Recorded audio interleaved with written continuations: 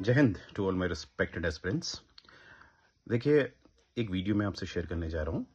पहले आप उस वीडियो को देखिए, फिर हम बात करें।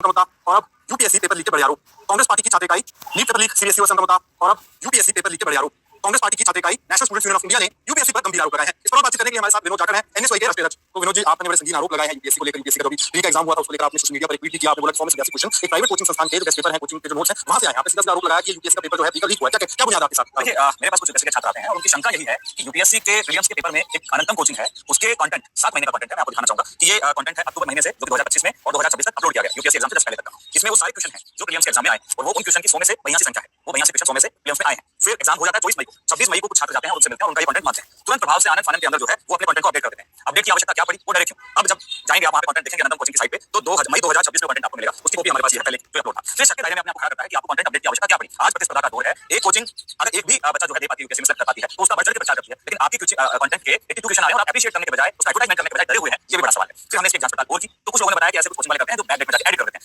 हम ये भी कहते हैं अगर ये एडिट भी किए हुए हैं तो ये भी गलत है। हम यूपीएससी से स्पष्टीकरण चाहते हैं, इसका जवाब दे। एसओजी भी इसकी जांच कर रही है। एसओजी के अंदर भी जो है कुछ लोगों को चिट्ठियां लिखी गई है। एसओजी को चिट्ठियां लिख के इसका अवगत कराया गया है कि ये कहीं ना कहीं पेपर माफियाओं की साठगांठ है। तो हम यही चाहते हैं, यूपीएससी का कोई छोटा एग्जाम नहीं है, ये बहुत बड़ा एग्जाम है। देश की ब्यूरोक्रेसी को चलाता है, इस देश के सिस्टम को चलाता है। अगर यही पेपर लीक होने लगेगा और एक कोचिंग के 82 क्वेश्चन उसमें ज्यादातर 80% क्वेश्चन डूबे हुए हैं तो ये सबके दायरे में लेके आते हैं। एनएसवाई यूपीएससी से सवाल पूछिए, मैं स्वयं यूपीएससी को लेटर लिखूंगा, मैं जाऊंगा। हम लोग एसओजी को और सीबीआई को भी लेटर लिखेंगे और हम जांच चाहते हैं, इसमें निष्पक्ष जांच होनी चाहिए। अगर कहीं दाल में काला है और कहीं एक भी क्वेश्चन अगर लीक हुआ है तो ये पेपर लीक है। हम चाहते हैं यूपीएससी के छात्रों के साथ न्याय। तो आपको नहीं लगता कोइंसिडेंस हो सकता है कि कुछ नोट्स हो उन्हीं से सवाल आ जाए? अच्छी बात है, सवाल आए तो फिर डर क्यों रहे हो? सामने आओ। मेरी अगर कोई अच्छी चीज है और मैंने वो की है तो बहादुरी के किसी को जगत में सुनाऊंगा ना। आपको अपडेट करने की क्या आवश्यकता थी? जब आपने पहले कंटेंट अपलोड किया तो उसी में रहने देते। आप तो एडवर्टाइजमेंट करते कि हमारे कंटेंट से 82 क्वेश्चन आए हैं। लेकिन आप एडवर्टाइजमेंट करने के डर से जब लोगों के बीच में ये शंका आ गई, आपने एकदम से अपडेट कर दिया कि नहीं भाई ये पहले का कंटेंट है, ये बाद का कंटेंट है। तो ये शक के घेरे में आता है ना कि आप पहले वाले कंटेंट को तो बिल्कुल डिलीट करना चाह रहे हो। अब जैसा कि आपने वीडियो देखा तो उससे आपको समझ में आया होगा, कभी कभी गलती आपकी नहीं है, कभी कभी गलती सिस्टम में जो कुछ लोग होते हैं उनके लालच की वजह से सिस्टम में एक बहुत बड़ा एरर आ जाता है, माल फंक्शनिंग हो जाती है। मेरे कहने का ये मतलब है कि याद रखिएगा, आप एक समाज में रहते हैं। समाज जो है वो एक नियमों से चलता है और ये नियम जो है भगवान ने नहीं बनाए हैं, ये इंसान ने बनाए हैं। और अगर आप वेदों को पढ़ते हैं, ऋग्वेद आपने पढ़ा है, तो उसमें 4 वर्णों की बात की गई है: ब्राह्मण, क्षत्रिय, वैश्य, शूद्र। असल वेदों में इसको वर्च्यू रखा गया है, यानी कि इंसान का अलग अलग चरित्र होता है। तो आज के समय में जो एक मटेरियलिस्टिक समाज हमारा बन चुका है, उसमें करप्शन कहीं ना कहीं अनिवार्य है। करप्शन को कैसे खत्म किया जाए, ये प्रश्न आता है। तो यहां पर मैं प्लाटो की तरफ आपको ले जाना चाहता हूं। प्लाटो ने कॉन्सेप्ट दिया था जिसे कम्युनिज्म ऑफ वाइफ कहते हैं।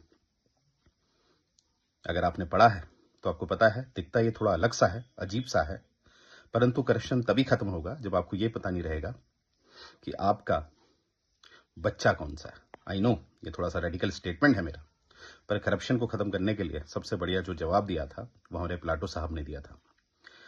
परंतु वो हो नहीं सकता वास्तविकता में, राइट? क्योंकि एथिक्स बहुत जरूरी होते हैं, मॉरल वैल्यूज बहुत जरूरी होती है। तो मेरे कहने का ये मतलब है कि जो भी बालक बालिकाएं मेहनत से तैयारी करते हैं, बिलीव मी, वो तैयारी कभी आपकी वेस्ट नहीं जाएगी। मैं इसका जीता जागता उदाहरण हूं आपका। एंड मोमेंट में मेरा सिलेक्शन रुका और मैं आज भी प्रयास कर रहा हूं। और बिलीव मी, आज कहीं ना कहीं मैं अपने जिस मुकाम पे भी हूं, कामयाब हूं और मैं खुश हूं। तो मेरा उन सभी बालक बालिकाओं से कहना है कि अपने प्रयासों को परीक्षा के परिणाम से न तोलें, क्योंकि बीच में कुछ करप्शन के मुद्दे आते हैं। तो आप अपनी जो प्रतिभा है उस पर शंका ना करें। तो ये मेरा कहना था, और आपकी पढ़ाई कभी वेस्ट नहीं जाएगी। जय हिंद गाइस।